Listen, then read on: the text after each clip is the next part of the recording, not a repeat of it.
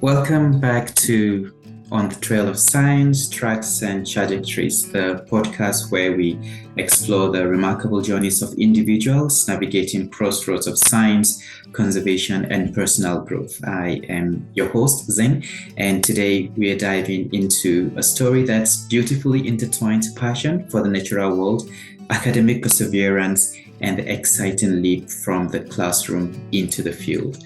Our guest for today is Kgotsofalo, whose journey has been anything but ordinary. Khotso's path had taken him from his hometown in Limpopo to obtaining an undergraduate and honors degree from the University of Salt Lake in Kimberley to two transformative experiences with the Organization for Tropical Studies. First, he tackled disease ecology, and later the African Ecology and Conservation Program.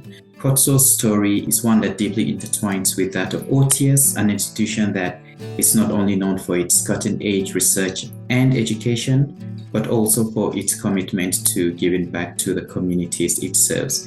And as part of this commitment, OTS offers scholarships to deserving South Africans, empowering them to build leadership and technical skills in science and conservation. Khotso is one of the proud beneficiaries of these programs, and his journey highlights the incredible impact of such initiatives. Today, we'll talk about what it means for Kgotsofalo to be on the course and how his time with OTS has influenced his academic and career trajectories. Khotso, you are welcome to the OTS podcast, and I'm really excited to have you today. How are you doing? Hello, Zing. I'm very, very excited also to be part of the podcast. And I'm doing good, actually. So I grew up in a small village called Amatipa, which is, I think, approximately 3 hours from Polokwane City. So it's just a village that's just full of mining. It's known for mining, actually. So I just didn't really like mining that much. That's why I had to move away from the mining field. I spent most of my childhood in that village. The only time when I got to move out of that village is when I went to varsity in the Northern Cape. So you can see that I was a little bit isolated from the world until I was 18 years old and I had to go to varsity. So when it comes to botany was not really my first choice when I applied at South Lake University. Mm-hmm. It was not my first choice, but I got accepted for botany. So I was like, this is a privilege, not too many students get to, go to varsity where I come from. So I got this opportunity. I'm not going to say, I didn't apply for botany as my first option. So I'm not gonna go to university. No, I was not. I'm given this door. So I need to open this door and just make something big out of the opportunity that I was given. So that's how I, got into botany. That's a very interesting story, and we'll sort of come back again towards the end of this program to see how you went from Limpopo to Kimberley in the Northern Cape and how everything ties into where you are today in terms of what you're doing.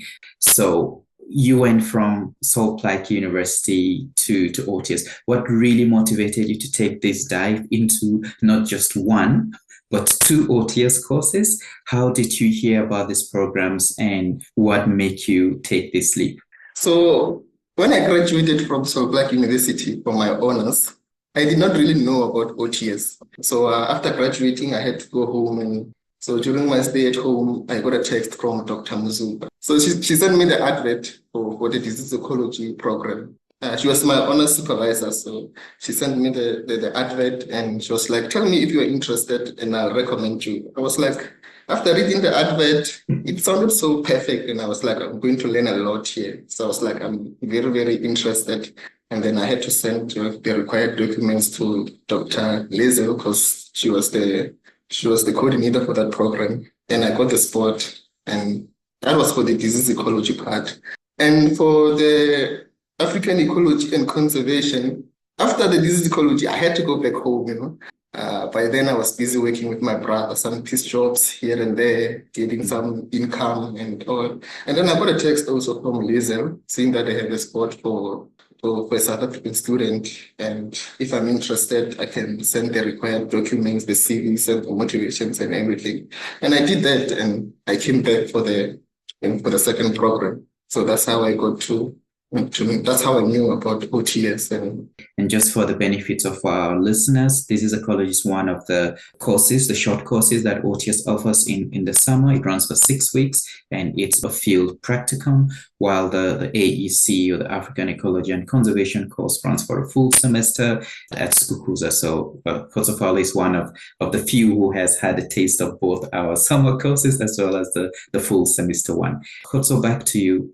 Salt Lake University, it's like most universities, a traditional university with a traditional academic structure, while at OTS, the focus is mostly hands-on experiential learning, more time in the field.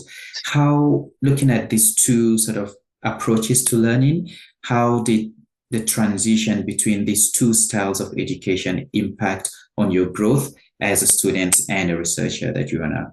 Yeah, when it comes to that question you just asked now, so if we look closely at South Black University, I think it has the academic structure that caters for life in the arid environments most of the time.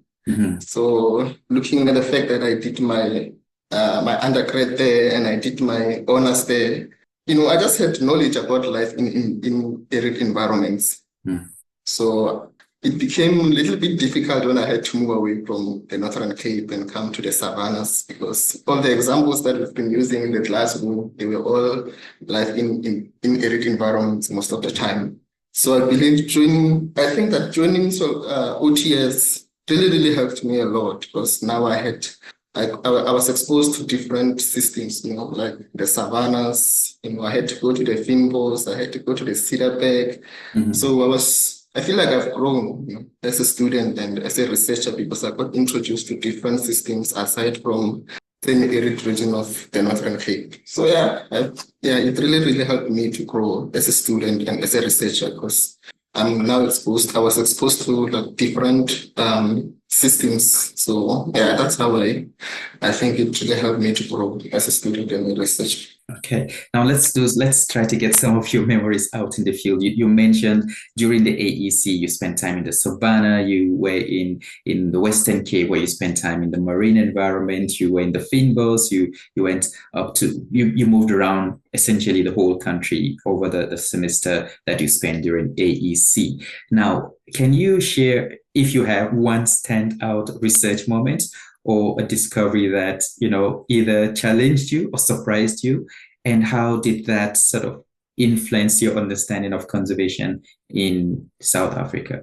I think the moment that really surprised me a lot, or let's say a research moment that really surprised me a lot, is when we were at the Cedarburg, the research project that we did there, where we're trying to understand what causes the decline in the population of the Cedarburg. Yeah, only to find out that we're actually trying to see if whether the species was suffering from selfing, which we found out that was not really the case.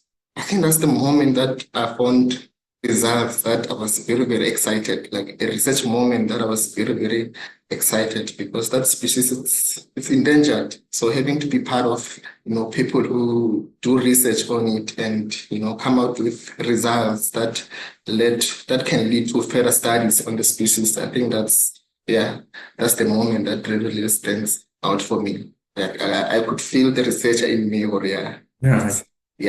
I'm there now. It really gladdens my heart every time I interact with previous students and current students and see how that light bulb moment comes in during that time at OTS to just really, take them from the classroom environment student to a field person. And that's essentially the very unique position that OTS occupies. It's sort of that midpoint between the classroom and the work environment. It's really preparing students and researchers to be ultimate conservation leaders and scientists that would fit into exactly what the work environment really requires. In terms of OTS now, how did doing your research, both doing this as ecology and the AEC, help you to connect what you've learned in the classroom to sort of real world applications? When I was in the university, my undergrad was biological sciences, not really conservation. So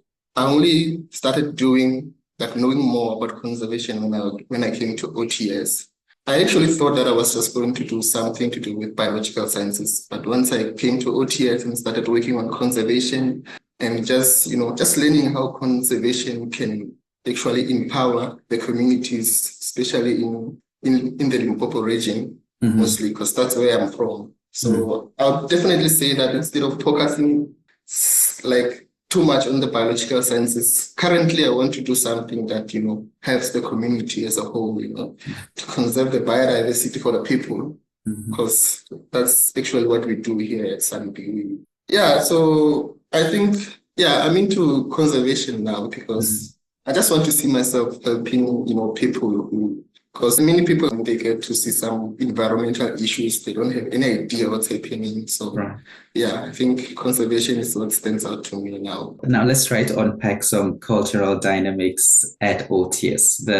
You're surrounded by students from different US universities and colleges, and a few South Africans during the semester, the AEC semester. What was it like navigating these dynamics of such a diverse group? And were there any surprising moments that stands out for you? For me, when I came to OTS, that was actually the first time that I had to, be in a class with students that are from outside South Africa. So I didn't really know what to expect from them. I didn't know how they do things in the US outside South Africa. So for me, it was like a learning curve. Like I had to learn a lot from sometimes I would, mess up, and say something that's just a proper thing to say to my South African friends. But when I say it to the US friends, it's just to be like, no, Jose, you don't get to say that. What? So I really had to learn, to catch up really, really, really fast. But if I would say the moment that really surprised me a lot is that time when we were at Zulu camp. So I was in my tent because I was on a phone call. So when I got out of my tent, I just saw the US students. They were just lying on the ground and facing upwards. They were very, very surprised. And I went to them running. I thought maybe they were looking at satellites. Elon Musk is busy with his satellites up there. Maybe they're seeing a planet, because sometimes you can see a planet up there. So I went to them running, trying to what are they seeing? Why are they so interested in what they're looking at? When I got there, I want to find out that the students are looking at the stars, actually. They are very, very surprised to see stars. And I was like, what, you guys don't have stars in the US? What's happening now? Yes, we have stars in the US, but it's just few. We don't really get to see this many stars when we're in the US. I think that was the moment that was nice. So we just had to, relax there and look at the stars and just check some patterns in the stars, which was a very, very nice moment for me. And I was like, okay, at least South Africa does have something that's not there in the US. So yeah, that was my very, very surprising moment. Yeah. Right. Now, going on, this sort of cultural interaction is bound to have motivated some forming of friendships with your peers, your classmates, who are from different cultures and backgrounds, both those from South Africa and from the US. So this different sort of interaction helped to enrich your experience. Is there any lasting bonds of friendship that you really built during the course that have really stood out for you to this time? I think, personally, I think personally, I really, really, learned a lot from those students. I feel like I've grown actually as a South African from just interacting with the American. Now, when I go to the US, I'm just going to go there and relaxed and knowing what to expect. So I feel like they really taught me a lot, those students. They really helped me to grow personally. It's just a lot that I've learned from the international students. And when it comes to academically, I think I think that one, even now, most of the time when I do research here in Sanbi, I can't really get hold of some papers, because you find that I can only read the abstract and I can't get the whole document. So I would now then call Julio, especially Julio. Julio, I'm reading this paper and I'm very, very interested in it, but I can't get it. They want me to pay for it. Can you try from your side and send me the document if you can get it? So Julia would just quickly download the paper and send it to me. So I feel like I've learned a lot from those students academically, because most of the time I would just be a little bit worried because they type faster than me. So I'll always be behind and they're typing fast. And yeah, I had to learn a lot from them in terms of some other sites that I can use to download articles, the one that I didn't know about, the US sites and all. So academically, yes, they've had like some influence on me and personally also. So yeah. Right. Now, besides the students, OTS has a group of academics, has a group of non-academic staff that we also get to work with on a daily basis. You also have the members of the Adi Shadow catering group who prepare meals, and again, they're part of the bigger OTS family. So all these people, is there anyone that had a lasting influence on you? It could be both academically or personally in any way, but any person out of the student group that really had this influence on you that you would like to mention now. Personally, I'd say, I think it would be you, Lizel, and Eric, I mean, even now, I still call Lizel my mom because of how she just used to be there for me all the time when I was there in Kruger, when I was in OTS as a whole. So I think she had a lot, she really, really helped me personally, Lizel. And for you and Eric, obviously, we would, sometimes we would stay behind at night and you guys just teach me about, this thing called life, the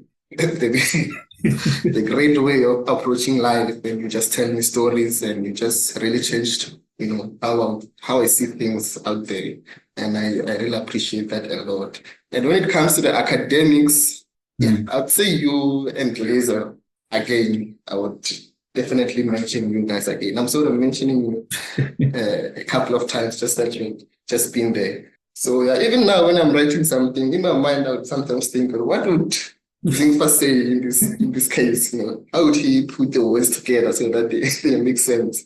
So I definitely say that academically you had like a lasting influence on me. I think you and Lizel are one of the people that made me want to further my studies, because I would definitely ask Lizel sometimes, so Lizel, I really want to be like you and have that PhD. And she would say like, hey, it goes with the years, to just take it one step at a time. You'll get there. So yeah, I'm getting there, Lizel, as you can see. We're your number one cheerleaders, and we really can't wait to see you get to that point. We totally believe in you.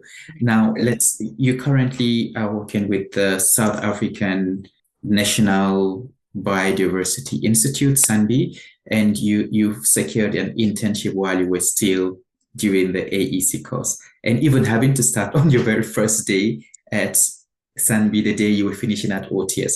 How did you balance having to apply for jobs and doing interviews while keeping up with the course, which is quite intense with all the travel and top level academic expectations? How did the skills that you gained at OTS prepare you for what you jumped straight into and what you're still doing today?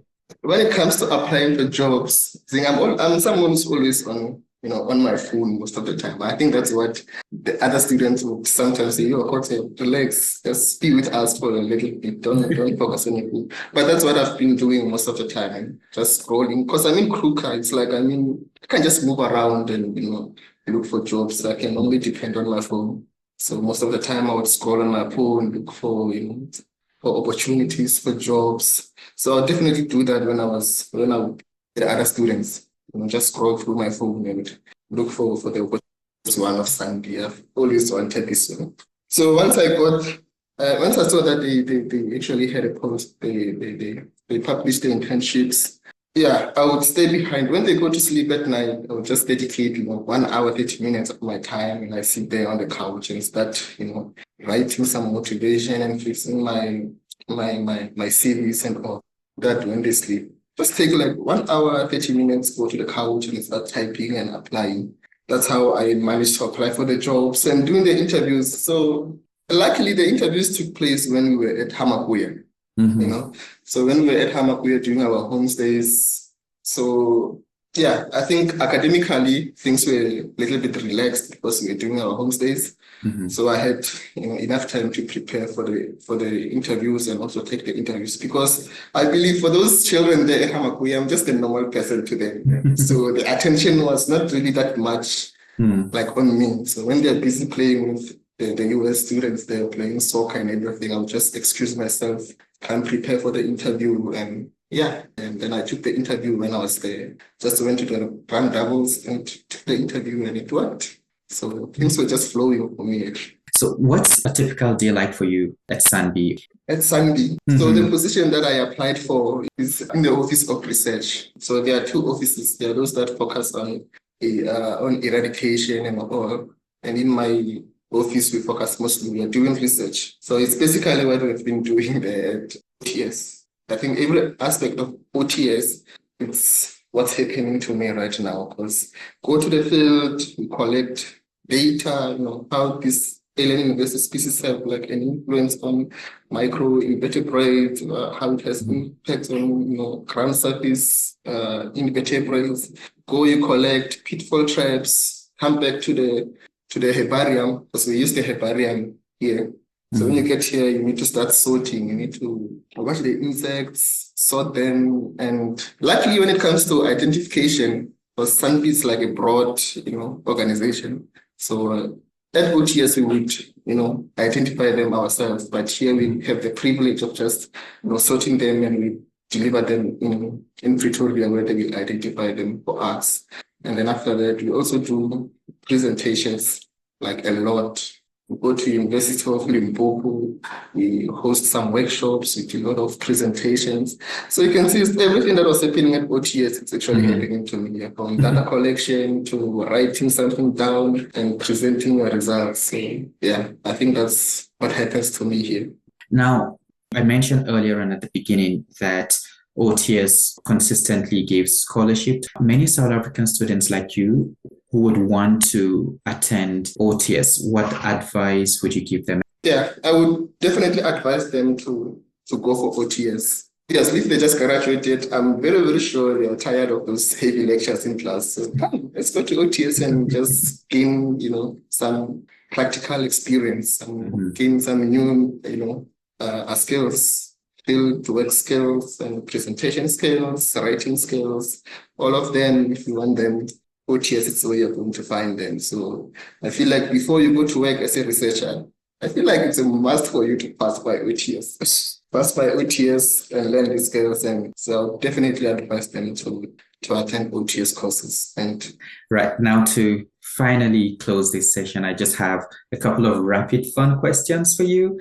If your favorite South African dish to enjoy after a long field day? So I'm a very, very, traditional person. So I would definitely say pap and tripe. Yeah, I think that's a dish that I would actually want to have after a long day of field work. After having that dish, I can even ask you, so let's go back to the field. Let's go back to the field. That's what I would prefer to eat after a long day of field work. And what was one thing you missed most about home while you were at OTS? I think during the disease ecology program, it was around June when that program took place. And it was time for those, South African initiation schools. So my nephew was actually one. My nephew went to those schools. I don't know if it was missing him or it was just me being worried, because I know how stressful those initiation schools can be. So I felt like as the uncle, I was supposed to be there for him and take care of him. But my brothers did that, but that was what I was a little bit worried about. I'm not sure if it's missing something, but that's what was always in my mind and in my thoughts when I was in the disease ecology. And then when on the African ecology and conservation, there, honestly, I was just flowing very well in that program. I did not even miss anything from home. I honestly did not miss anything from home, because as for my family, we were in constant communication most of the time. So even when the program ended, I was like, I missed that important, moment of saying goodbyes to the students because I had to leave for the internship. But on that one, I was just okay. I was at home. I was comfortable. Yeah, I didn't want for it to end, but ended. So yeah. Right. And finally, if you could go on a conservation expedition anywhere in the world, where would it be and why? I've always looked up for Australia. All the documentaries that have been Australian. That's where I would actually like to go. I just feel like there's a lot there. I'm not sure if I'm wrong, but I think Australia stands out for me. Yeah, that's where I would definitely want to go. And on that very interesting note of going to Australia, we will want to draw curtains on today's episode of the Tracks and Trajectories podcast. Kgotsofalo, it was fun chatting with you, and I want to thank you for coming through. We do appreciate your time, and we'll see you again sometime soon.